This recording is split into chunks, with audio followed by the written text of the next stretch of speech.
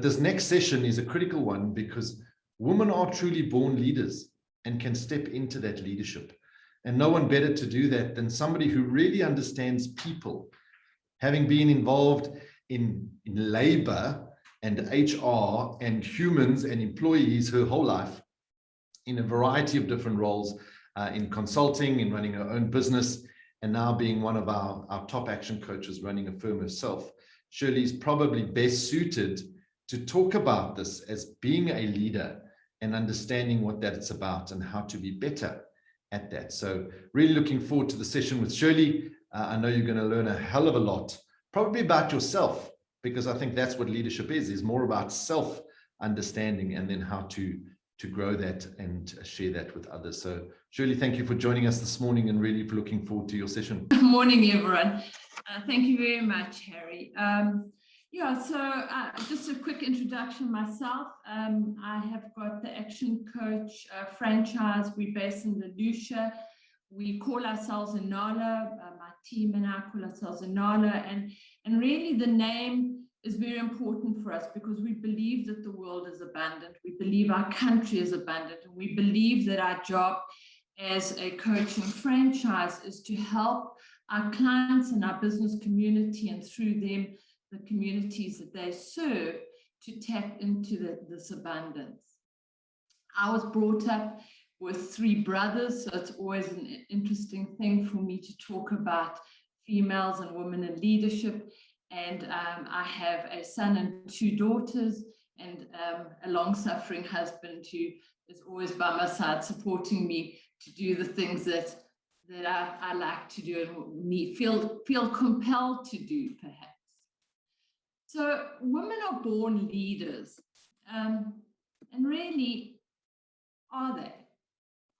There's little doubt that in the current situation, we face a crisis of leadership, both at a local level as well as a global level. And it seems to me that we're sort of teetering between 2 very dramatic situations, which could have vastly different outcomes.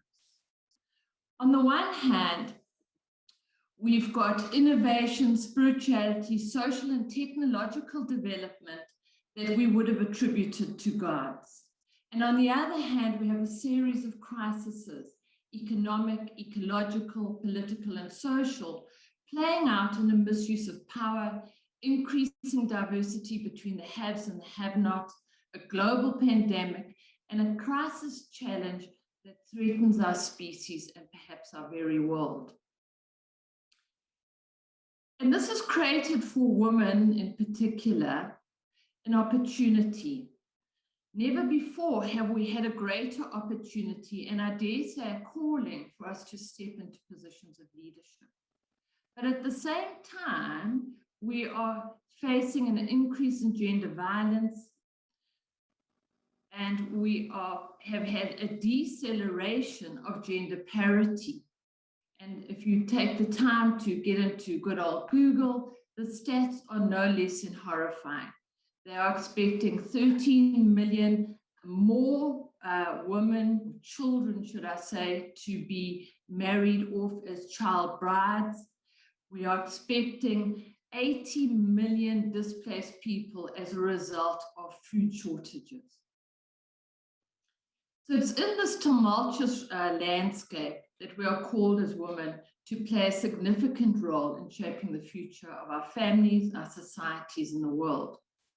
But given the magnitude of these challenges, the situation demands that we do a little bit more than correcting a few gender biases and inequalities. And if one were to treat our outcomes, the fruits that our trees bear in this analogy, as feedback, and see that the world that we are living, both the good, the bad, and the ugly, really comes from what we hold to be true. What are our beliefs that we have? Because we know that an apple tree can only bear apple fruits. And from those beliefs, our values flow. And from the beliefs, from the values that we have, our actions take place. So whilst action can bring about changes, and most certainly can go a long way to protecting women from violence, from discrimination, and bringing about better equality, it is really a change in our beliefs at the core value, at our very depth, that will bring about the transformation that we so badly need. So if life is energy, then it unfolds in harmony with the way in which we express it, which flows from that root system that we have. Two of the strongest expressions of our energy are characterized by the masculine and feminine attributes. So if we look at what makes up the masculine energy of a person, and that is really characterized by reasoning, competition, duality, and action. And the feminine energy of a person is characterized by emotion, cohesion, collaboration, and creativity. So whilst the masculine sees the world as one to be conquered, the feminine sees the world as one to be embraced. The masculine asks the question, what is useful? Whereas the feminine energy asks the question as to what is beautiful. The masculine energy is concerned with survival, whereas the feminine energy asks the questions, what makes worth surviving? What makes life worth surviving? Whilst it is obvious that atypically these energies are expressed more overtly in the different genders, it is of course more fluid than that. And all genders have both and express both the masculine and the different feminine energies, both as a result of your own upbringing, one's own makeup, as well as within the different situations. Neither is better than the other, but we need the masculine and the feminine to exist in harmony and in balance with one another if life is going to be lived optimally. In the book Woman Code, hormone expert Alicia Vitti explains a tantric philosophy which talks to this. She says both energies exist within each of us in varying amounts. Learning how to engage both fully is what ends up making a person psychologically, emotionally, and physically well. Just as you wouldn't operate a remote control with only one battery, you need both of these energies as your power source. I don't need to tell you that we've lived in a patriarchal society for more than 400 generations, and that is conservatively. And obviously within the patriarchal society, the masculine energy through men has dominated the political leadership, the moral authority, the social privilege, as well as the control of wealth within our society. The masculine energy is further glorified by the fact that the economy holds such a central role within the power and within our lives. And really, at the end of the day, the economy is all about survival, which is a very masculine energy. The imbalance that exists has been also made worse, not only by the subjugation of the female and the feminine energy, but really also by the domestication of the female energy. The feminine is no longer seen as powerful and strong, and is often seen as weak, emotional, irrational, and overly sympathetic. The tiger has been tamed, and for some, a lot, they'll think this is a good thing.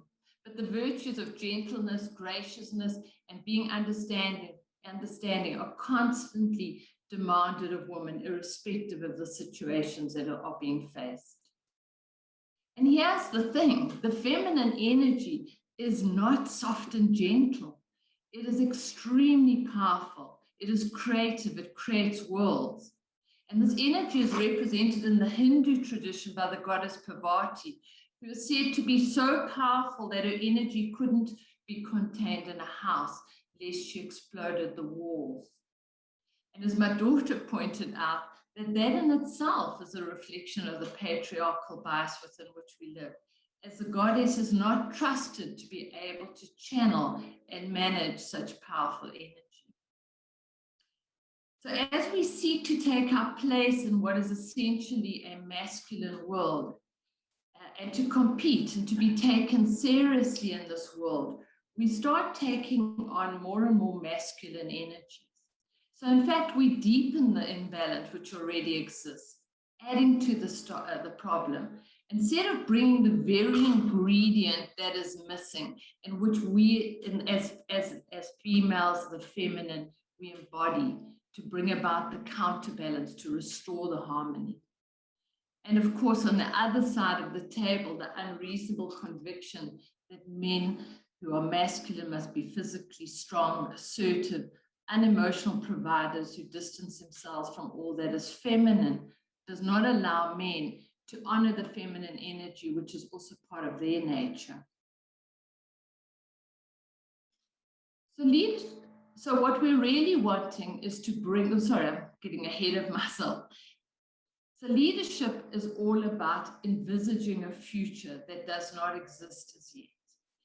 And then enrolling and inspiring people to go on the journey with us, to assist us, to work with us, to actually realize this vision that we see for the future that doesn't exist.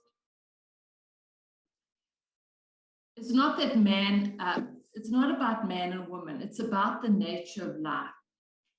There might have been a time when the masculine energy and the need to dominate was needed more than the feminine energy. When we lived in the cave and we were sort of protecting ourselves from the saber-toothed tigers. But despite the challenges we face, for the most part, we no longer live in survival. And therefore, we have the luxury of incorporating more of the aesthetics of life, of society, love, art, and creativity. John Adams, the second president of the United States, puts it this way: I must study politics and war, that our sons may have liberty to study mathematics and philosophy. Our sons ought to study mathematics and philosophy, geography, natural history and naval architecture, navigation, commerce, and agriculture, in order to give their children a right to study painting, poetry, music, architecture, statuary, tapestry, and porcelain. And if this isn't sufficiently compelling, things just ain't working and it's time for a change. What would a world look like that embraced both the masculine and the feminine? What is the world that you wish to create? How do you see the world? How do you define work? How do we run our businesses, our politics, our health, our families, our education systems? We need to create new terms and better ways of doing things. And in order to do this, we are going to need to engage. Most certainly every one of us, the men as well, but most certainly as we're talking about Women's Day, we are going to need to engage the feminine energy, the powerful feminine energy. We are going to need to re-engage with our intuition and heart, and accept that our heart has as much to tell us about a situation as our mind. We need to have compassion and humility that is born from emotional intelligence, and empathy and connection and humanity at the core must be at the core of success, of what we want to achieve. We need to have cohesion. At the end of the day, we are either all going to come through this or we are all going to fail. And I think it's so beautifully expressed in the Ubuntu word is I am because we are. We have to prioritize lives over other concerns. We need to be more collaborative. We have to be creatively collaborative. We have to be authentic in our engagement. And we have to bring about the cognitive diversity, which includes people who are different, who have different styles and different ways of looking at different problems. And of course, we have to engage in our creativity. We have to find solutions that exist in the unknown. We have to embrace the flow of the feminine energy and embracing the life that we have and the dynamics of it. and so that we can move ourselves through the renewals and the births and the deaths that we are facing without being paralyzed by the need to conquer. We need to seek the beauty and the harmony, which requires balance to be restored. So it is not only that these will ensure a better outcome for everyone, and most certainly will ensure that we still have a beautiful blue planet to live on with a whole lot of other species with which we actually share this planet, but it makes for better teams and nations. It creates more agility, and the invitation for diversity allows us to move faster, to make more localized decisions, and to enhance accountability. And the stats are starting to stack up. This is a writing by Michael Katz, and he says the pandemic has never before presented a real-time experience. I can't see my own screen here.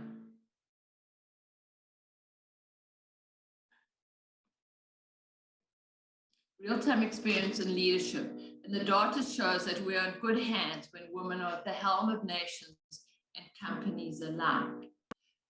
A report by the McKinsey company concluded that women leaders have a key measurable impact on an organization's bottom line.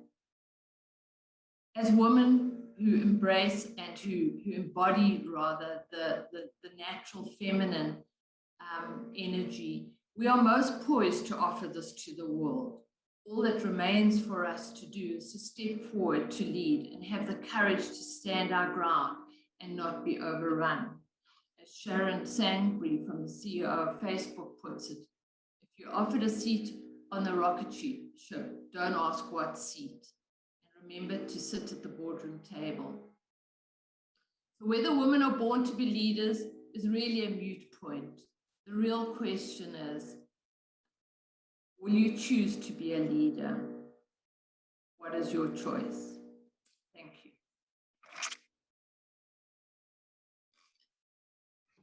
Thanks very much, Shirley. And I think that last quote, if you're offered the seat, don't ask which seat, obviously you take it.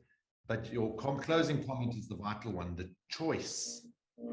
So having worked with a lot of women leaders in their own organizations, what's sometimes the shortcut? I know there are no real shortcuts, but what's sometimes the shortcut that you've seen women can take to make that choice, to be that leader, to embrace that cohesion and collaboration as you've shared with us today? Well, I think awareness starts, without awareness, one is just dealing with one's in front of you. And I mean, even in putting this presentation together, it was really an interesting journey for me to start asking, well, what is that feminine energy and what does it actually mean? It sounds, masculine, feminine energy, lovely, but really, what does it mean? What does it mean in the workplace? And I found that so often a lot of the attributes that are attributed to masculine energy are not, in fact. I think they're just people's, the ability to focus, the ability to bring willpower, to strive for goals. I really don't think that that is necessarily a masculine or feminine energy. So really it's a case of saying, well, where am I being overrun in terms of the masculine energy, and where do I need to actually, that time when there's a knowing, you're in a situation and it seems like, for me, one of those was the bombing, the 9/11. And watching those airplanes going in and then watching the broadcast afterwards. And it was like, we will fight it. We will go and protect. It's a wage a war. What was it? The war against terror. And everything inside me knew that that was not what would be best for the world. And as much as I could understand that reaction to it, I knew at my very core of my being that was only going to create worse problems. And we had to find a way to protect ourselves and to build a better world through better collaboration, to understand the nature of hurt that had led to such a catastrophic thing. But that is such a hard conversation to have when you're faced with something right in your face like that, with 4,000 people being killed, your security being whipped out. So that's a really dramatic example. So in answer to your question, I think it starts with the realization of where are you being overrun? And then how do you present it in a way, and how do you, because you have to reach people where they are. So how do you actually then communicate what you need to communicate in a way that will bring about an understanding? And often I find that the best way to do that is start with the, Stephen Covey, start with the end in mind, because generally what we both want to achieve is the same thing, but we're not talking about what we want to achieve. We're purely reacting to the given situation.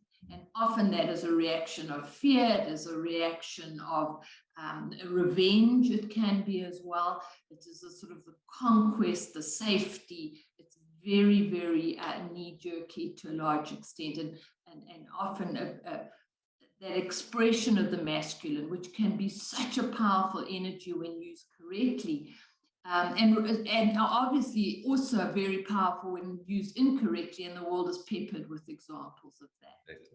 Exactly. No, thanks, Shirley. I think that was brilliant. I'm always amazed that we think women are more emotional, but exactly in that, men tend to react quicker and maybe incorrectly. And as Denise even said, so you'll see the thread of the whole day coming together right up front. As women, we just are better at almost taking that step back, not we, you obviously, taking that step back and looking at this more holistically. And I think cohesion, collaboration, understanding the differences, but bringing the parties together, that's really the opportunity. And I think with the awareness and exactly what Claude Lelo said here, we need to trust ourselves a little bit more in that process to step up into that section. So really appreciate that. Thanks, Shirley, for those insights.